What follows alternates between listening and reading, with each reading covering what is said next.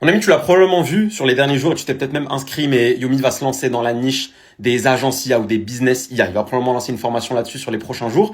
Et il y a trois choses qu'il ne t'a pas dites et qui vont littéralement détruire ton business si tu te lances soit en tant que débutant, soit en tant que quelqu'un qui est un peu plus expérimenté dans le business. Ces choses-là, je vais te les partager. Je suis quelqu'un qui fait entre 17 et 35K par mois avec ma propre agence d'infrastructure IA sur le marché US. Et je vais te partager ces points-là que, pour être honnête avec toi, j'aurais adoré qu'on me dise quand j'ai commencé. Ça m'a fait perdre énormément de temps, énormément d'argent, des dizaines, voire des centaines de milliers de dollars. Et tu dois impérativement écouter cette vidéo jusqu'à la fin pour ne pas tomber dedans. La première chose, on va y aller directement, ça va être de se nicher. C'est extrêmement important et particulièrement dans ce business model d'agence d'infrastructure IA ou d'agence IA de se nicher. Et la raison est simple, c'est que si tu te niches pas, tu vas littéralement avoir l'image du profil de vendeur de workflow ou vendeur d'IA.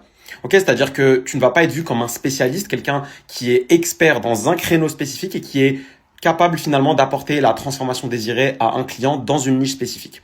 Il faut que tu te spécialises dans un profil de client. Autrement dit, tu auras l'étiquette du généraliste et comme tu le sais, les généralistes sont moins respectés et moins bien payés que les autres. La deuxième chose très importante, ça va être sur ton positionnement, l'offre. Il faut impérativement que tu vendes une offre transformationnelle et pas juste une offre commoditaire. Je vais t'expliquer la différence entre les deux. Une offre transformationnelle, c'est par exemple, j'aide les installateurs de panneaux solaires à générer 5 à 10 chantiers qualifiés tous les mois grâce à mon système IA, par exemple. Une offre commoditaire qui est remplaçable par littéralement le premier mec venu qui a vu 2 ou 3 formations sur N8N, ça va être une offre de type j'aide les entrepreneurs à automatiser leurs tâches répétitives. Ok, ça c'est pourri, tu vas pas pouvoir facturer ça très fort et tu vas littéralement être dans la mare d'autres personnes qui font la même chose que toi, ok, notamment des personnes qui ont acheté la formation Udemy.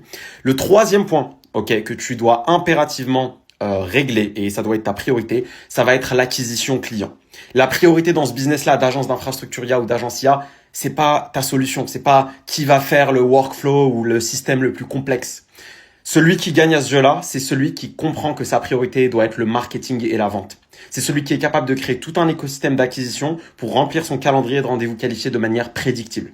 Et non pas de dépendre du bouche à oreille ou de dépendre un seul canal par exemple. Et dès que ce canal-là, il est mort, tu manges du pain et de l'eau pendant les 6 prochains mois.